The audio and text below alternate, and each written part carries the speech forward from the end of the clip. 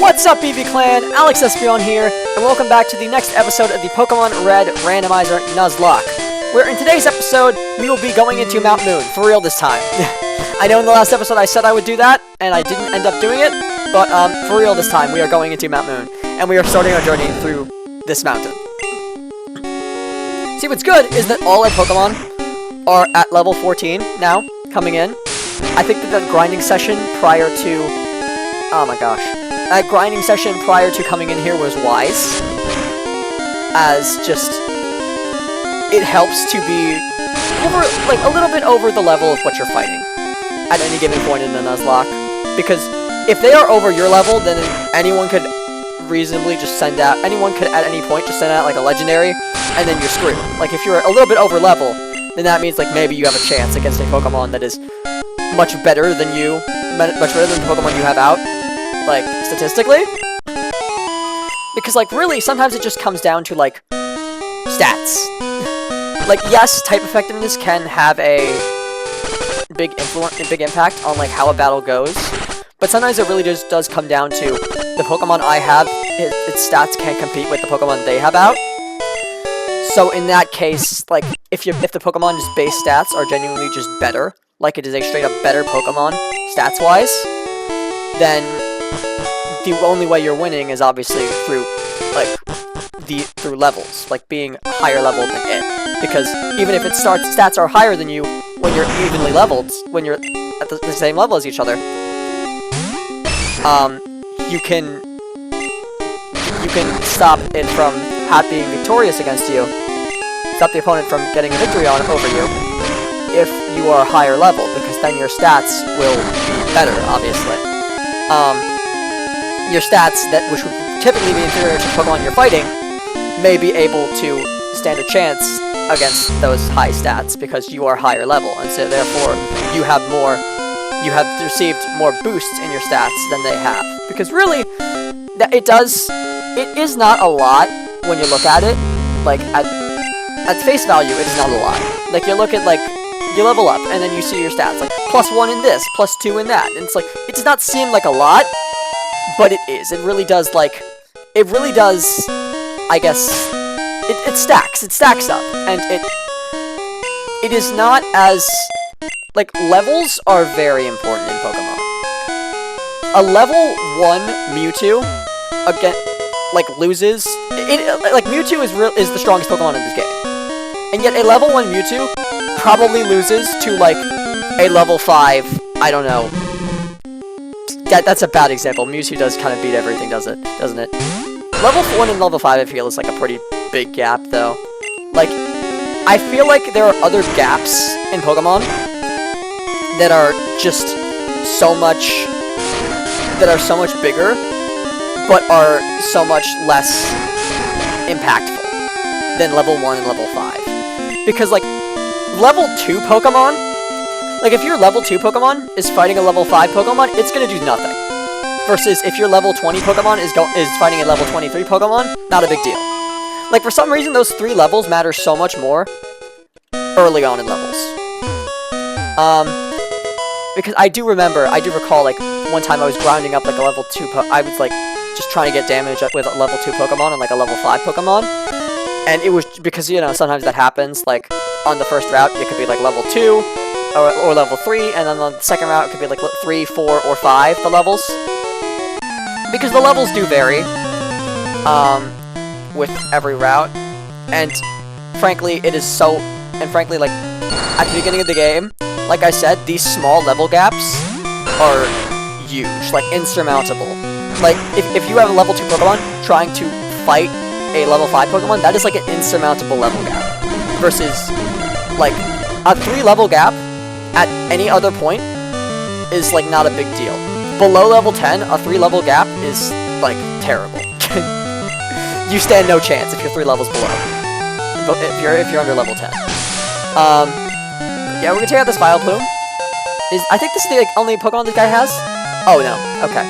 I was guessing because it was, like, pretty high level. Because usually, like, people have high-level Pokemon when they only have one. I remember I saw, like, a YouTuber fighting Koka's gym and then they got in Fire Red and Leaf Green, and they got really scared because they walked in and the first Pokemon had was 5 levels over them, but then they were the levels were fine for the rest of the gym, just because everyone else had multiple Pokemon, but that guy only had one, so his one Pokemon was so much higher level than everyone else's multiple Pokemon each. Because they gotta make up for it, right? It's like a trainer with one Pokemon will have higher level Pokemon than each of the Pokemon that a trainer with multiple Pokemon has, probably. Yeah, Gerald's getting pretty low on health. I'll move him out of the front. I do, obviously I lost, last run in Mount Moon. I don't know if it's last, yeah, it was a run before that, prior to that run. But, I'm waiting for my friends to find me here. I don't know if I read that last time, but I definitely did not read the other person's, so I probably should have read that. I was too focused on, oh my gosh, what is with these lasses and these Mewtwo's? What is, bruh. Bruh. Why did I put Alice in front? I'm so stupid. So we're getting out of here now. I guess Andrew, to the front. I mean, I suppose that, I did switch out of the Magmar because they were getting low on health, and I didn't want to switch into the Pokemon that didn't need XP. But, wow, just wow, I'm starting to get really tired of these frickin' Mewtwo's, man.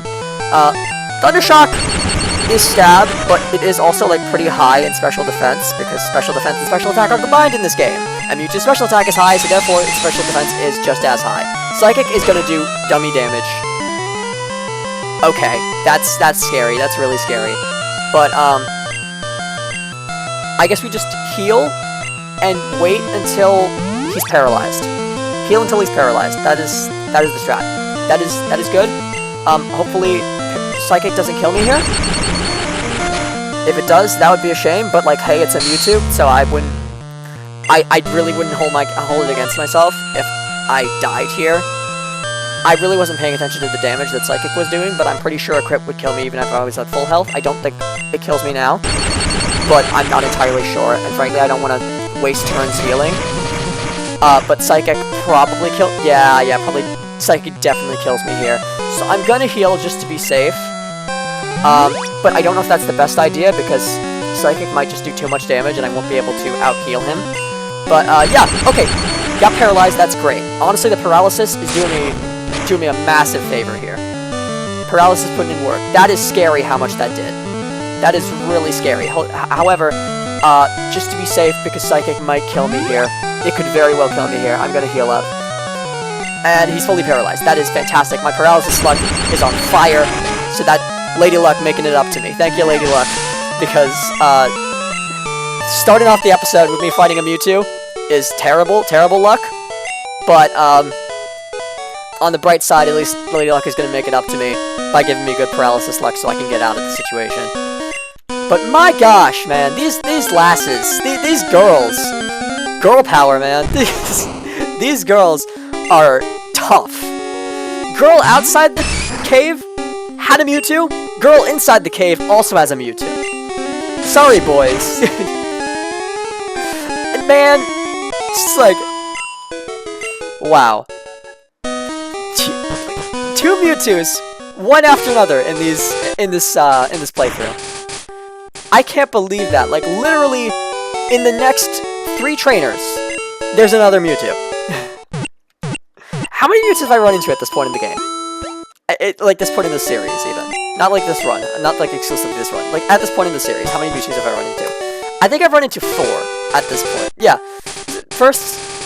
There's the first Mewtwo, and then I had the episode titled Another Mewtwo, in which I ran into another one, obviously, as you would imagine. Because it is titled Another Mewtwo, the episode. By the way, go check that episode out, it's really good. But then I had one last episode, and then one this episode. I believe that was last episode, yeah. It was this trainer right here, this other girl over here, the bane of my existence. Last time I had a Ghastly when I had only normal type moves. This time had a freaking Mewtwo. Absurd. I can't remember what she had the time I beat her, honestly. That's the thing about the human brain. You only remember the bad stuff. But, on the topic of bird Pokemon, which I'm now transitioning into, I know that, I had made no effort to properly transition into that topic, but I'm doing it now. I only have money for one potion. Wow. We are running out of money quick with these Mewtwo's, man. They are draining us of resources because we just can't deal with them without using a potion. That's fair. I'd rather use up potions and live than try to save them and die. But once we find another trainer, we should have enough money to get another potion. I don't really want to walk all the way back, but at the same time, I don't want to keep taking chances, so I will walk all the way back if I get enough money. Especially if, like, I fight a trainer and it does a number on my team. He does a number on my team. Or she. I shouldn't call the trainer an it. They are not an object. I should not objectify the trainers in this game just because they're not real. They're people too, even if they're AI people. Not even AI people. I guess AI people, yeah, because something has to choose the moves. Just very not very complicated AI, but it is a form of AI. AI is crazy, man. I've been watching YouTube videos on AI recently. AI is like wacky at this point. It's wacky at this point what AI can do. But anyway, on a less serious topic, bird Pokemon, as I was transitioning over to, with a terrible transition of, I want to talk about bird Pokemon. I think that, like, it's really interesting how, like, Gen 1 has so many bird Pokemon. And, like, because I feel like nothing beats, like, no other generation beats, like, how many bird Pokemon there are in Gen 1. It's, like, not really, like, overall, probably not, but, like, I'm talking about, like, usable bird Pokemon. Because, like, you want to use a bird Pokemon in Gen 3. You go Pelipper, or you go Swellow. You know, like, if you want to use a bird Pokemon in Gen 1, you got Pidgeot, or you got Fearow, or you got Dodrio, like, Farfetch'd if you're up to it. I don't think Farfetch'd is honestly that bad. Obviously, it was bad enough to the point where they thought it was reasonable to give it an evolution. But, might I add, also, regional evolutions, like I said before, they suck. So, hey, I'm just hoping that Farfetch'd isn't that bad, because if it is a really bad Pokemon, then that's especially sad that they didn't give it an evolution, and they just gave Galarian Farfetch'd an evolution. It's so messed up, it really is, that, like, these Pokemon, Farfetch'd has been a Pokemon since Gen 1, and it has been not being used since Gen 1, because it's, like, not good enough, I guess. People don't wanna use it, because it's like, oh, stats, for whatever reason, people just don't want to use it. I don't know, stats are not good. They're just intimidated by the fact that by trying to use a Pokemon that is, like, one stage, it has no, like, evolution tree, it's just that Pokemon. But I really like those Pokemon. I really think those Pokemon have a lot of charm.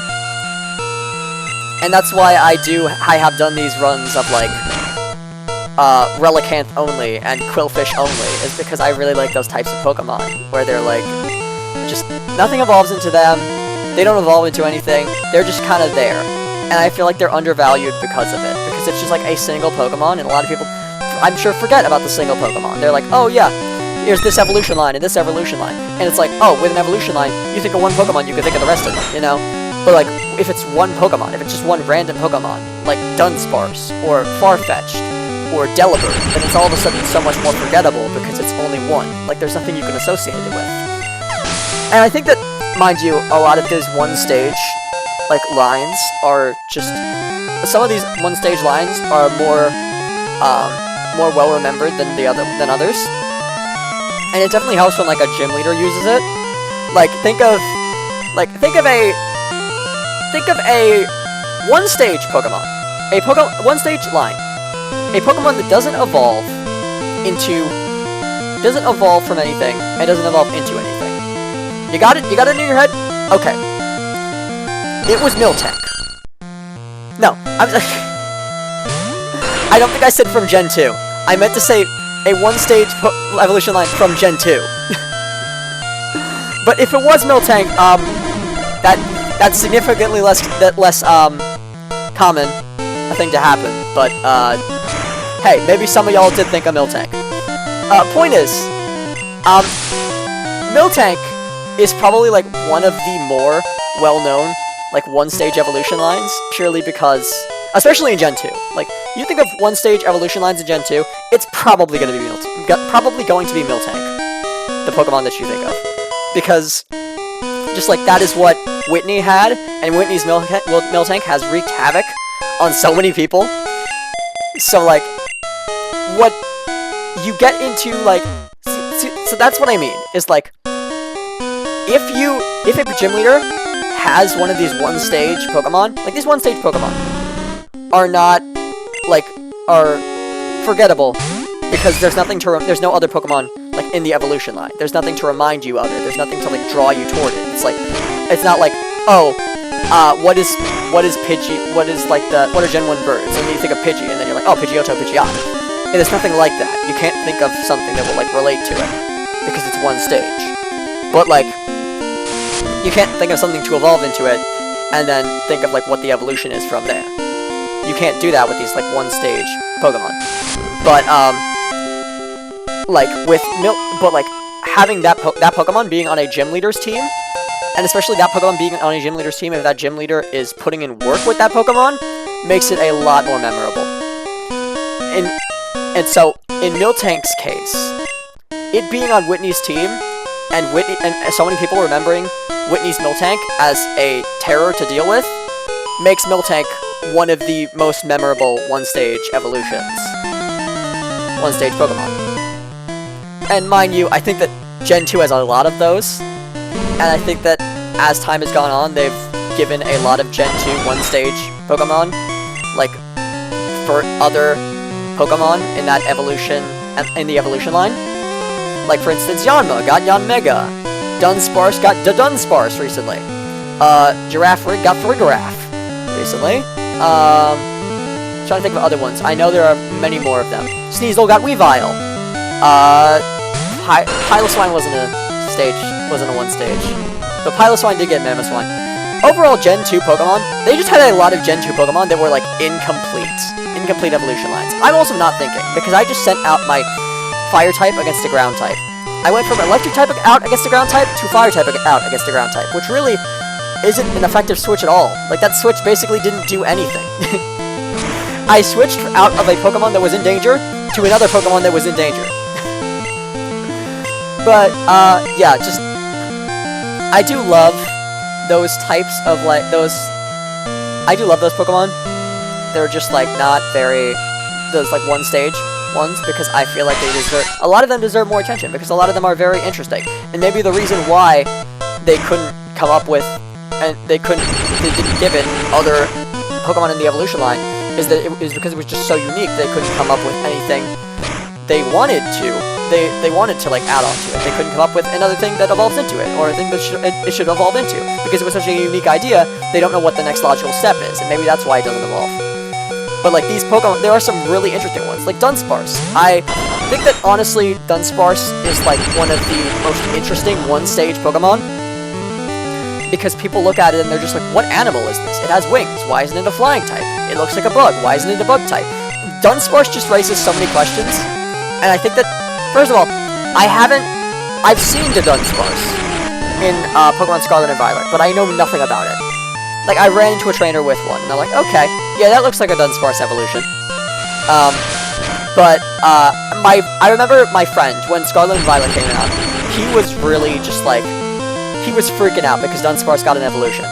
And frankly, I think that is, like, one of the most hype things I've heard in from Pokemon in a while. Of course, Legends Z, whatever came out recently, I haven't watched the trailer for that yet. But, I hear Zygarde, and my ears perk up, because X and Y are my favorite games, so I'm excited to look at that, take a look at that, see what Legends Z or whatever is about. I know there was, like, a Legends Z type of game, and it looked like, and I imagine, like, Z is Zygarde, yeah? And, like, I always did want X and Y. I always like did want like X and Y to have that third game of Z because everyone wanted it. Like I'm sure that everyone was like looking forward to it. Like even people who didn't like X and Y wanted to have Z just as like a better version because they were like, oh, X and Y were bad, but what if we had Z? And that is my exact thought process because I love X and Y, and I obviously want everyone else to love X and Y too. So like, I really wanted Z, just so that Gen 6 could have a better reputation because people could look at Z rather than X and Y, and Z could probably fix like all the X and Y things that were wrong with X and Y, and then I would get validation because everyone likes my generation now. But oh, look at Jolteon versus Jolteon. We could probably take another one. Jolteon versus Jolteon. Let's do it. We are 7 levels above, so this shouldn't be a problem. But yeah, I love X and Y, and I really just want everyone else to love X and Y too, and X and Y adjacent things. Like, I'm fine if X and Y don't get, like, remakes. Obviously, I'd really love it. And I don't see why they wouldn't make them. Scratch that, I'm really not fine with X and Y not getting remakes, but I'm fine with waiting. Legend Z, though, if this is, like, very X and Y oriented, maybe it's not, because maybe it's, like, I don't know, maybe, because, like, Legends Arceus was a mix of so many generations. I feel like it was barely, like, Gen 4 adjacent. Like, you didn't really go to any of the towns in Gen 4. You didn't really go back to any, like, famous locations. At least from what I've experienced. Like, obviously, I've said before, I haven't beaten Legends Arceus. I don't think I'm that close, even. But yeah, like, the only major place where it's like, oh yeah, I remember this from Gen 4 is, like, Jubilife, from what I've experienced, because I believe it's, like, Jubilife Village instead of Jubilife City. Or maybe I'm thinking of the wrong place entirely. But, like, there is, like, one village. There's, like, the main hub village in Legends Arceus that is, like, a place that was in a less populated, like, primitive version of a place that was in Diamond and Pearl. I know that much. Gonna hop down this ladder, see what's down here. Is it a Team Rocket grunt? Yes, it is. Let's get out of here. I want to get to the one that has, like, a Pokeball at the end of it, because I know there is, like, one of these ladders that leads down to a Pokeball. But I don't know where that is, and maybe it leads to something more. I just want the Pokeball. But I think there is, like, a dead-end path. Is this the one? This might be the one. But yeah, I don't want to do the Team Rocket guide just yet, because my Pokemon are looking... They've looked better, my team. So I just want to sort of go back and heal before I take on that Team Rocket grunt. But yeah, we're getting to the end of the episode. I'm really, last episode we ended at 25 minutes, so that was an interesting thing that doesn't typically happen with these. And hey, maybe we can end this one at 25 minutes too. At this point, it is just like, oh wow, what is this? Huh, that's interesting. That's like a big open space. Is that like where you get the fossil? It might be. I don't really know this cave. Are there caves in Pokemon I might know? Like Gen 6? Bruh. You show me in like any cave in Gen 6, I can find my way through so easy. Gen 3 especially. Gen 3 even more so. Because Gen 3 I've obviously gotten farther in. So. And like obviously Gen 3 was a more recent thing. Because like I said, I can't find any really like... I don't know where to find like X and Y emulators. X and Y like ROMs. So I haven't played X and Y in a long time. I love X and Y, haven't played the games in a long time. Hopefully the exit is down here? No? Okay. This doesn't look like the way out. This doesn't look like the way I came in. So I think it's down the other side. That being said, I know we have a fire type, but, I don't really feel like switching out of Andrew. And our fire type is pretty low on health anyway. So, I'm sure we can take this grass type down. Despite the fact that electric type is not very effective against grass, I'm sure we can take this grass type down no problem. Because we do have quick attack, which is neutral. And I'm sure, and I think that Jolteon might be a physical attacker, despite the fact that it's electric type. That's probably wrong. That's probably wrong. Because people love Jolteon. I don't imagine that if Jolteon was a physical attacker using physical move. I don't imagine that. Oh, okay. This is the way out. What was I saying? I don't imagine that if Jolteon was a physical attacker using electric type moves, that people would like it as much in earlier generations. Because I'd imagine that it would just fall into the trap of being, like, completely garbage. and people seem to really think like Jolteon is like the best evolution, and maybe that's just because of typing. I know that people like think that Zapdos is like the best legendary bird. That's what people often say. Andrew is the Jolteon, right? Yeah. This Jolteon looks awfully like a bull. It looks awfully like a Tauros, but I'm not going to complain. It is definitely higher special than physical, which is obviously what I assume, because Jolteon is known for being absolutely dummy Braxton busted the fourth. But, just... Where was I? Oh yeah, just like... Diamond and Pearl. Something about Diamond and Pearl, Legends Arceus. I don't know, I think I've pretty much finished that topic. So, I do like Ursaluna. Obviously, I've not played very far into Legends Arceus. I don't know how you get Ursaluna. I like Overquill. I haven't actually seen the Pokemon in game, but I have a Pokemon card of that Pokemon. And you better bet when I pulled an Overquill, I was like, bro, that name is awesome. I just love, like, the new types, the new, like, I don't know. I feel like Pokemon is finally hip with it. And there's much more, like, hip with it types of names in Scarlet and Violet than there were in Legends Arceus, but Legends Arceus was the start of it with freaking Overquill. Because it's Overkill mixed with Quill. That's so awesome. It's Qwilfish. First of all, Qwilfish got an evolution. And if you couldn't tell by the fact that I've done a Qwilfish only run of Fire Red, I like Qwilfish. I love Qwilfish, actually. So I'm really happy that I did, that Qwilfish got an evolution. Once again, it is a regional evolution, which I'm not a fan of, but I'm happy that, at the very least, I'm happy that Qwilfish is getting some attention. I will say Qwilfish is not terrible enough to warrant, like, in my opinion, since I beat the game with Qwilfish and it wasn't all that much of a challenge, I don't think that Qwilfish is, bad enough to actually warrant, getting an evolution.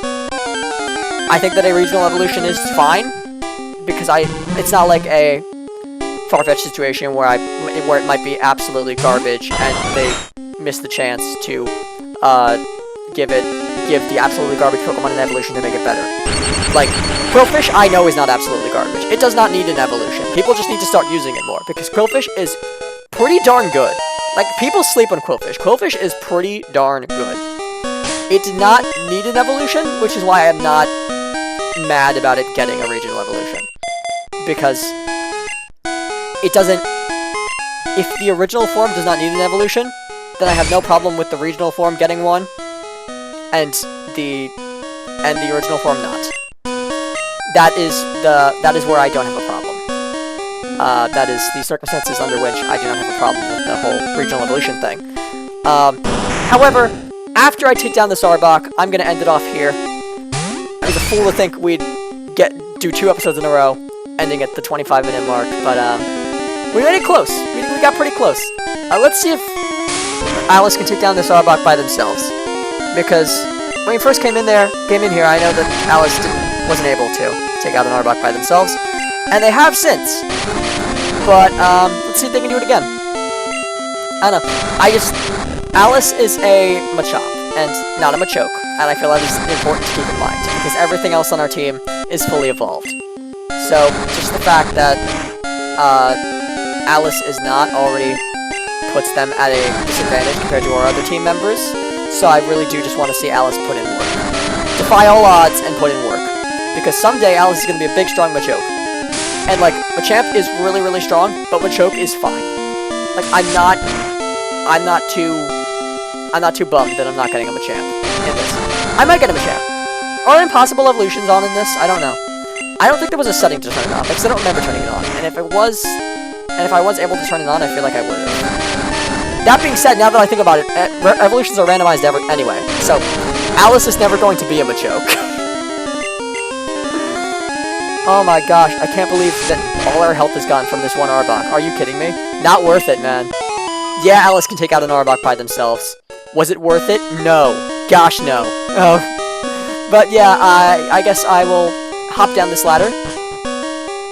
And I was going to end off the episode here, but now I'm just really interested in what's down here. I'm getting distracted. But I really do want to see So, Onyx, we don't really have anything good to deal with this. Let's just run away. We outspeed. It is level 7. That makes sense. I was concerned about our ability to outspeed because I didn't know about Onyx's speed, and I imagined it can dig pretty fast, right? So it might be a really fast Pokemon. But, oh. Okay, so this looks like progression. Maybe it's not. It might not be, actually. Let me see. Is there, like, a rest of this room? There is not much to this room, no. Okay, we'll choke out this guy and then end the episode off here. No, I was supposed to end it 5 minutes ago, but just love the taste of progress. I feel like now there's a chance that I might make progress, I say as I run into an Articuno. That's all the legendary birds in Mount Moon.